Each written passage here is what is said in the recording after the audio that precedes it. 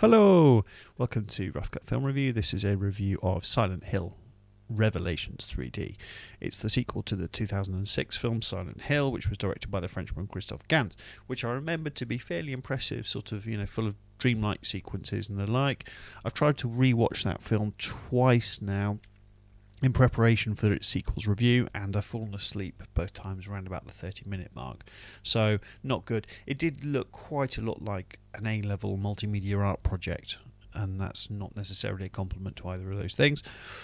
So, Silent Hill, it's in a really similar boat to the Resident Evil franchise, and I really hate that word franchise, but there we are. They're both franchises that started off as survival horror computer games, which I very much liked, but the people that make them now fail to understand what was attractive about them. And I remember in the original Silent Hill games, particularly on the hard mode, they were really poignant and scary, but also the combat aspect of it, which was a bit duff anyway, was really difficult and expensive. So if you tried to pick a fight with someone, you're probably going to lose.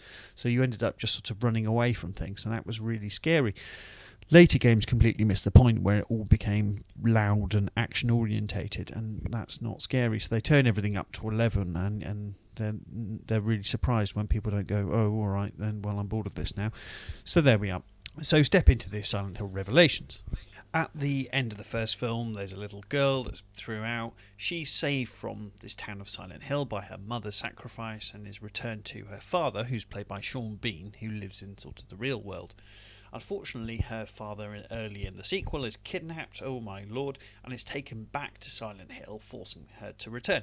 Now, Silent Hill is a sort of otherworldly, trans-dimensional town full of ash haze, a burning mine, creepy churches, demons, monsters and cultists, and all these people are sort of trapped together due to some contrivance. Now, the standard of acting here is that of a made-for-TV movie. It's as is much of the cinematography and the direction. In fact, much of the dialogue and scenes where they're just sort of chatting away looks like it's been lifted from a soap opera. At the beginning, we see lots of horrible and horribly made monsters, as you know, before we even get to Silent Hill, and you look at them and they're in sort of well-lit areas, almost like it could be a soap. So it's not like you can only half see them and you think, oh, crikey, someone's done a really poor job making that. Now, the two main teenagers in this film are played by Adelaide Clemens and Kit Harington, and they are embarrassingly bad. I mean, they're on there first, and the first thing I noticed the first thing I noticed was, blimey, the acting is embarrassingly bad. And Kit Harington was in the Game of Thrones, but here, unfortunately, it's laughable stuff. It's hammy and it's cheesy and it's just awful. The plot, for want of a better word, revolves around something called the Seal of Megatron, or maybe Metatron, but anyway, you snicker when you hear it. It's just ridiculous. It's hilariously rubbish. Lots of horrible and sort of CGI heavy stuff happens to people, but you've got no interest or concern in them because all of the characters are sort of caricatured and hamming it up anyway, and you really, really don't care. Sean Bean, who I like very much, he puts on this terrible and really hilarious American accent. So every time he's on scene, they're trying to build up some sort of level of tension, and then he puts on this accent and it just sucks you out of the moment and you just sort of snigger. What's exactly wrong with this Sheffield drawl? I don't really understand why he's done it, but anyway, he has. I suspect the director told him to, but it's rubbish. Later on, we finally get to Silent Hill, and there's quite a creepy mannequin spider monster thing, which is actually quite inventive, but it's let down by the cheap CGI effects and the fact that we really don't care.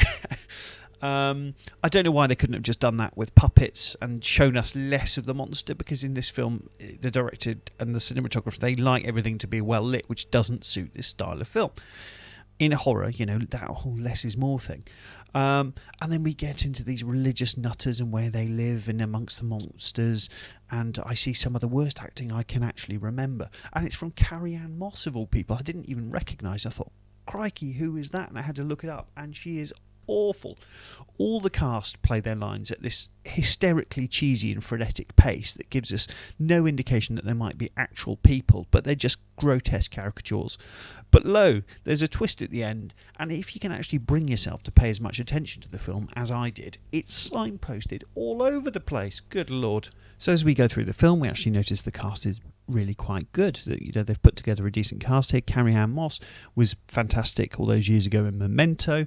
Sean Bean has been good in lots of things. Malcolm McDowell's in it as a ridiculous character. He's as bad as everybody else is. And there's a number of other very respected character actors in there. So whose fault is it that this film is just so bad on every level? Well, it was written on Michael J. Bassett and written and directed. So my money is very much on him. I had a quick check through his previous work, and I don't think I'll be losing any sleep at laying the blame squarely on his door. Although I did enjoy his 2002 film Death Watch, which was silly, but looking back had an astonishing cast. People like Andy Serkis were in it, but it did review very poorly at the time for the most part. So what do we actually learn from Silent Hill Revelations? Well, firstly, never build anything on an ancient Indian burial ground, especially a prison colony, and then never make a film this bad and then put it this badly into 3D.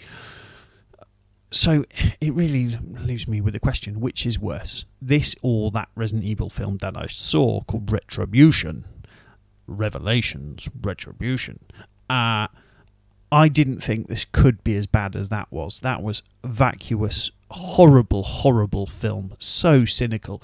And this is exactly the same. I can't believe it. I can't believe both of these films offer so little in the way of entertainment or fun or value, or they are offering nothing to their audience. They're just mean-spirited nonsense.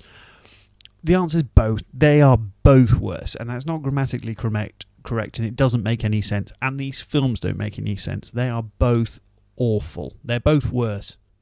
Kind regards, Christopher Thomas.